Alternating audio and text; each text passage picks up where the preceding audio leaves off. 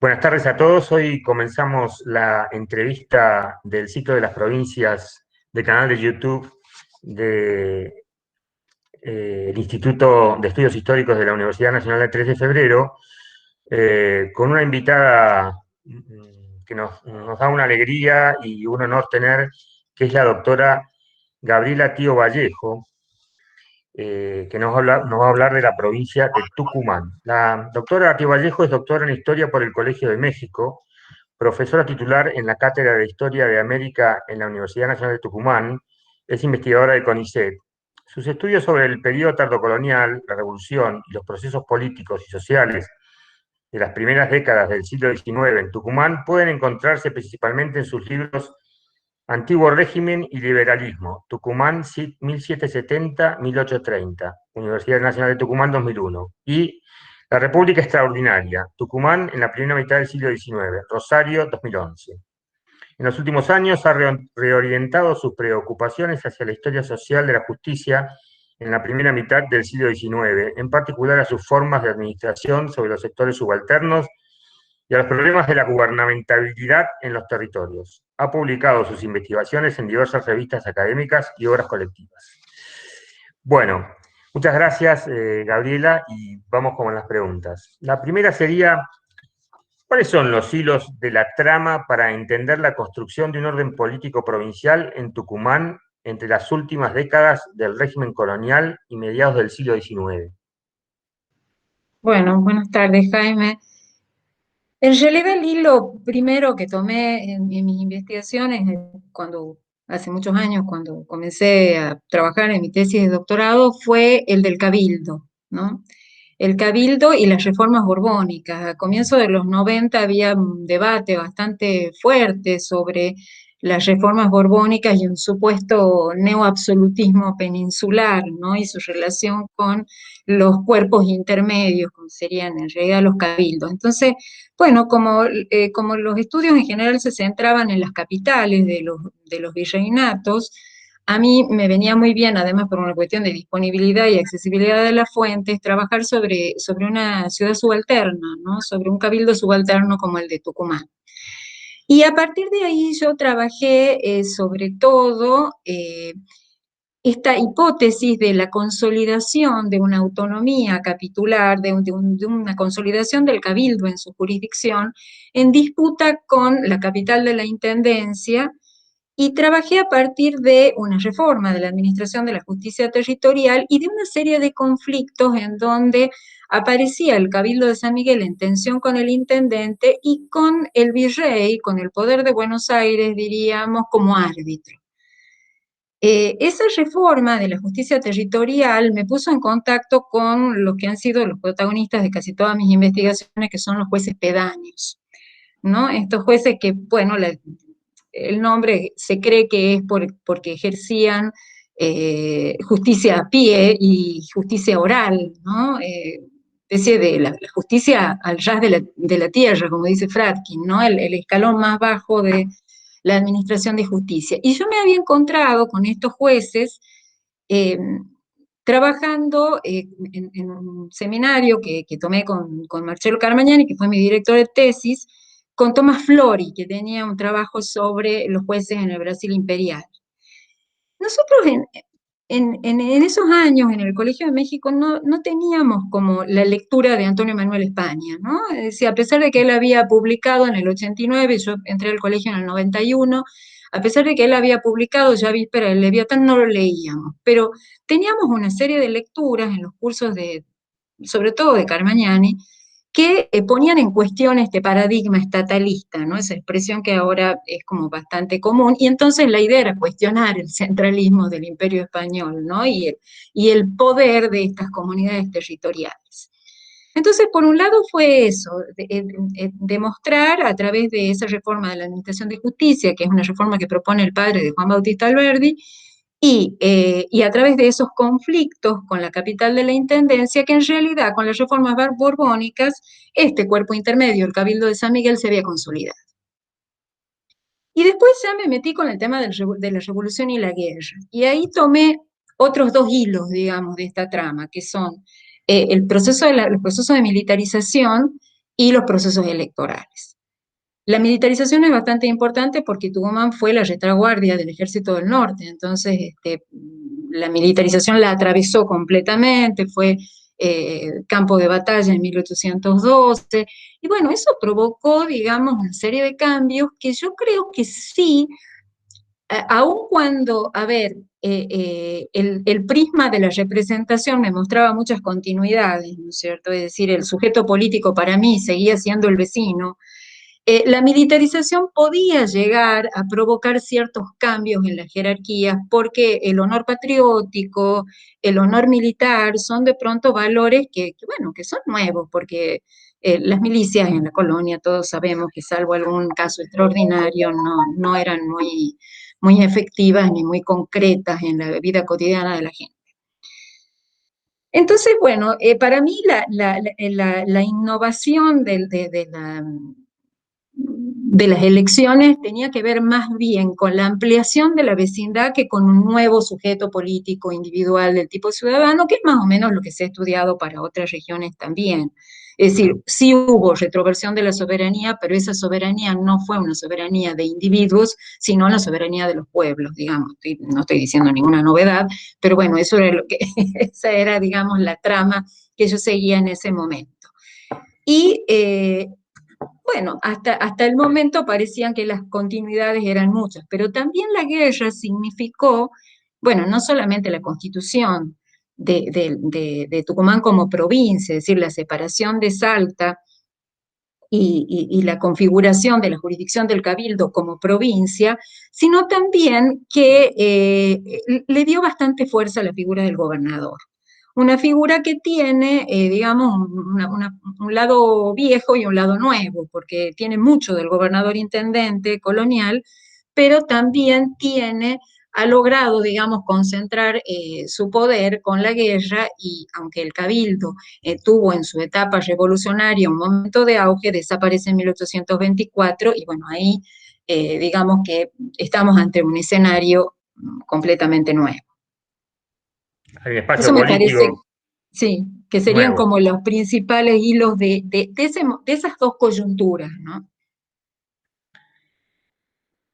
Em, bueno, la segunda pregunta sería, ¿qué nos dice, qué nos dicen la organización de la Administración de Justicia y los expedientes judiciales, que vos has trabajado profusamente, acerca de los cambios y continuidades entre el orden colonial y el orden republicano, considerando el gobierno como justicia según un modelo jurisdiccional aún vigente, que vos hacías referencia?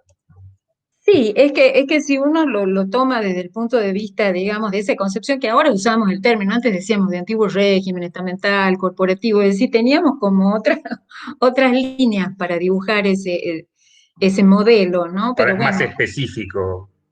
claro, ahora es mucho más específico y tiene que ver con esto, ¿no? Es decir, con esa identidad entre gobierno y justicia, porque es una concepción de la justicia que tiene que ver con no con la creación de un orden, como lo pensamos en términos de constitucionalismo, sino como la conservación de un orden.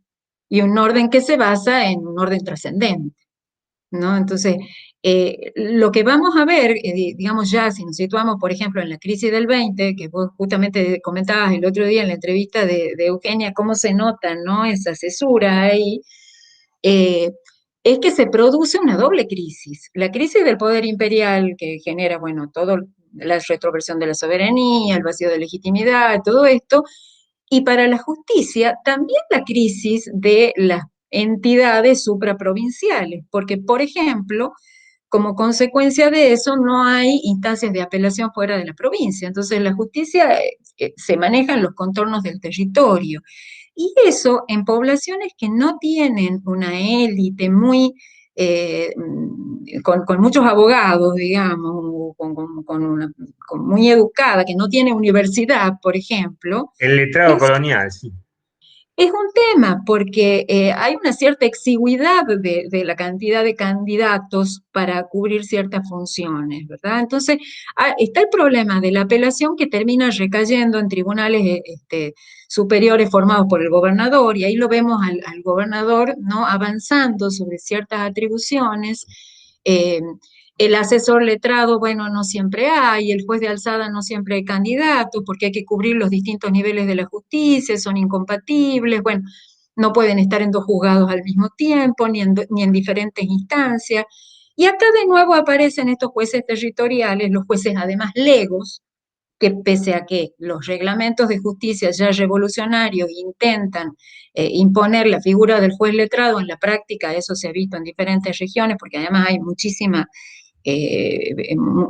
producción historiográfica en las últimas décadas sobre estos jueces que eran antes bastante desconocidos.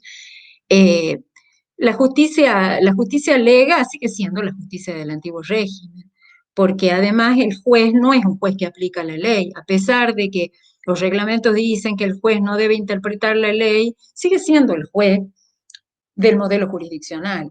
Es un juez que mantiene el orden establecido y que ejerce una justicia distributiva, es decir, jerárquica, según el lugar que cada uno ocupa dentro de la sociedad. O sea, eso muestra, digamos, una continuidad muy grande de la administración de justicia que finalmente es la administración del gobierno, ¿no? Y bueno, eso en cuanto, a mí me costó mucho como volver, como armar cómo eran los cambios una vez que ya no está el cabildo. Y después ya me puse a trabajar con expedientes criminales. ¿Para qué? Porque yo lo que quería ver era qué pasaba en la sociedad, ¿no? ¿Qué pasaba? ¿Qué cambios y continuidades estaban aconteciendo en la forma de administrar la justicia, ya no en la organización, sino concretamente sobre el territorio?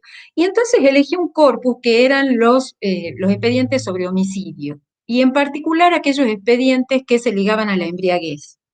¿Por qué?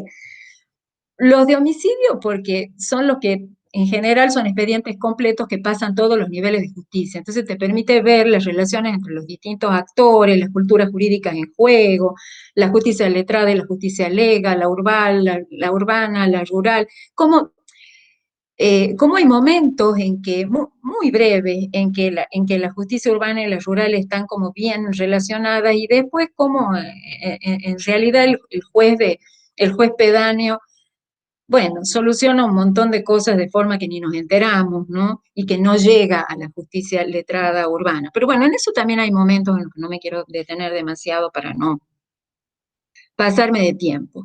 La otra cosa interesante que tienen los expedientes de homicidio es que eh, muestran mucho tensiones y conflictos en la sociedad. Y cuando está la embriaguez de por medio, es donde ocurre el desacato a las autoridades, ¿no? El borramiento un poco de las fronteras que me permiten a mí ver un discurso oculto, ¿no? Ciertas situaciones de tensión, permiten ver también la protección, digamos, y las solidaridades. ¿La protección de quiénes? De las casas, ¿no? Esto que Romina Zamora ha trabajado en Casa Poblada, publicación sobre Tucumán bastante reciente, que tiene que ver con con la casa como esta corporación, como esta comunidad que es a la vez unidad de producción y de relaciones sociales, ¿no? Y ahí se ve mucho cómo el esclavo, el conchabado, aparece, digamos, con los testigos que son los propios vecinos. Sigue siendo una justicia de vecinos también en este sentido. Es la opinión del par lo que cuenta para definir la pena, ¿no? El castigo, y si es la fama, la calidad social, es decir, si es un peón sumiso, si es un buen hijo, ¿no? Todas estas cualidades que tienen que ver con un orden corporativo, ¿no? Y por otro lado, ves algunos expedientes en que te aparecen los forasteros, europeos pobres que se dedican al comercio del menudeo, gente que vive en los arrabales de la ciudad, que no tiene ningún par que hable por él, ¿no? Estos son los que reciben las peores penas, los que quedan desprotegidos de la justicia. Pero también se empieza a ver que en algunos casos hay solidaridades nuevas, ¿no? Como por ejemplo los compañeros de un taller de artesanos que atestiguan unos por otros. Bueno, ahí ya no es solo la protección del maestro artesano, que puede ocurrir, sino también a veces la solidaridad entre pares en una sociabilidad que podría llegar a ser nueva, pero que hasta ahora no he encontrado más que unos cuantos casos y hay que ver qué es lo que pasa, ¿no? Entonces, bueno, ese es el tipo digamos, de datos que nos dan los expedientes judiciales, sobre todo cuando uno quiere trabajar esos sectores que no aparecen en otras fuentes, ¿no? Está. Bueno, y para finalizar, la última pregunta sería, ¿cómo se construyeron los liderazgos políticos que consiguieron cierta estabilidad en los 30 y 40 y de qué manera se hizo efectiva la gubernamentabilidad de los sectores subalternos? Bueno, yo no me he referido mucho a la década del 20, que es una década muy, muy movida en Tucumán, porque en 10 años hay 19 gobernadores, o sea, prácticamente dos por año, tres invasiones de Quiroga, la tercera termina con poniendo, digamos, al gobierno de Heredia en el poder, y a partir de ahí hay dos gobiernos más o menos largos, que son el de Heredia y el de Gutiérrez, apenas separado por 3 años de gobierno de los unitarios, que son los más largos y aparentemente los más sólidos. Entonces, uno trata de pensar, bueno, ¿cuál fue la fórmula eh, para que esos dos caudillos, diríamos, de alguna manera, puedan haberse sostenido, ¿no?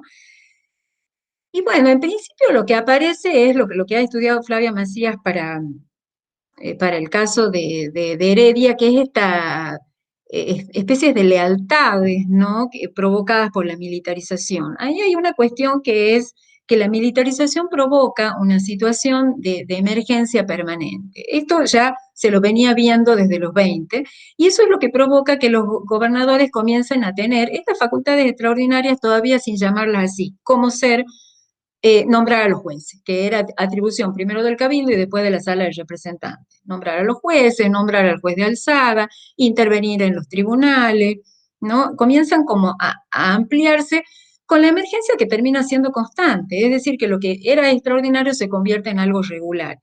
Y esto que yo le había puesto ese nombre al libro en 2011, La República Extraordinaria, porque me aparecía esta condición muy ligada a la guerra. Después, hablando con Alejandro Agüero, él me dice, pero es que España dice algo sobre esto de las atribuciones extraordinarias y es propio de la cultura jurisdiccional, que en determinados momentos el gobernante puede ampliar para la mejor administración y es característico de las administraciones militares.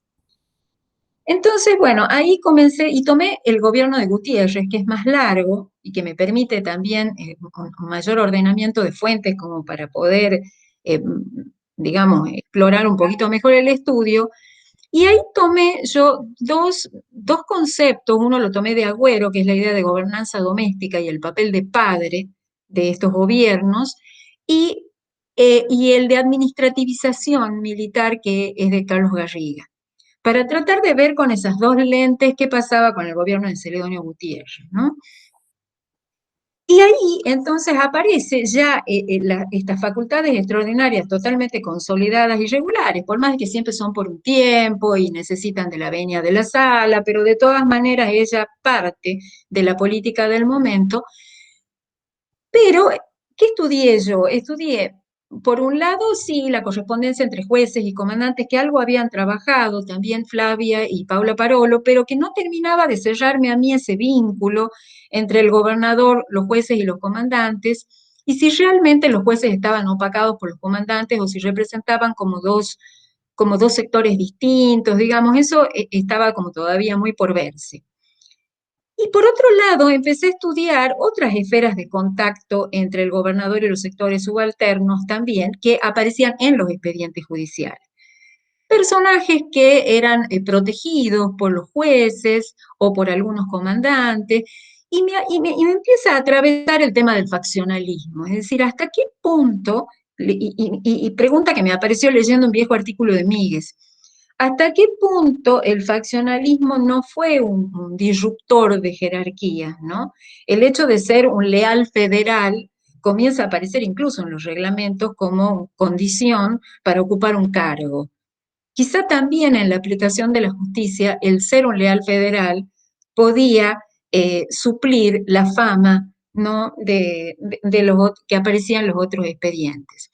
Entonces, de pronto aparece el gobierno de Gutiérrez, porque además estudié también, vi muchas cartas de gente que le escribe por temas familiares, y eso es un uso se ha estudiado poco ese uso de las facultades extraordinarias, que es la justicia sumaria no para dar una pena de muerte, sino para intervenir en asuntos familiares, por ejemplo, permitiendo que alguien no se case con el candidato que quiere el padre, o que una mujer se pueda separar del marido porque es violento.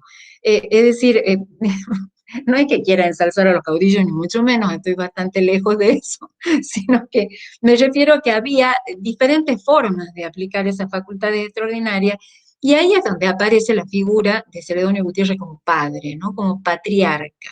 Entonces tenemos una red de comandantes, de lealtades militares, que suele ser bastante voluble, como terminó siendo con el fin de Gutiérrez, digamos, como suelen terminar estos gobiernos, con el levantamiento de los propios comandantes, basado en un orden ganadero. Yo hablo también de un concepto que tendría que ver si encaja o no, que es un comitatus, ¿no? Los viejos compañeros de armas más la relación del jefe con los comandantes, un orden ganadero, porque el recurso principal de la provincia es el ganado, como decía Eugenia también para Mendoza, después de la crisis de vitivinícola, y pero basado todavía en un mundo que es muy corporativo y muy estamental. Entonces, mi pregunta, ¿cuál es? Bueno, entre ese mundo jurisdiccional que yo veo en los 20, en los 30, aparecer en los expedientes judiciales, y los estudios de los años 60, que no son muchos, pero que algunos hablan de más prensa,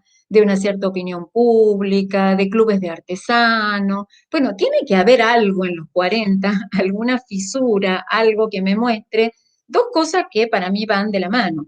El resquebrajamiento del orden corporativo por un lado y del modelo jurisdiccional, y el crecimiento de un supuesto orden estatal de otro lado. Entonces aparece esta figura que es la de Celedonio Gutiérrez como patriarca en la punta de esa pirámide de jerarquía, que es, como diría Bruno Latour ahí en Nunca Fuimos Modernos, una especie de monstruosidad, ¿no? Porque tiene un lado moderno, o el Jano de dos caras de Anino, ¿no? Que una cara mira al pasado y la otra a algo que parece ser más nuevo.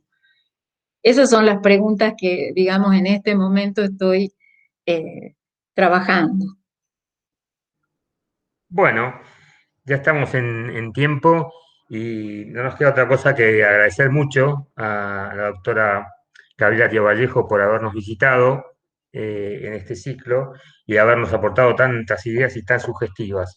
Así que muchas gracias, Gabriela, y esperamos vernos pronto en Muchas este gracias a vos mismo canal. bueno, por darme este espacio que además, y con grandes pares ahí acompañándome en las entrevistas. Muchas gracias.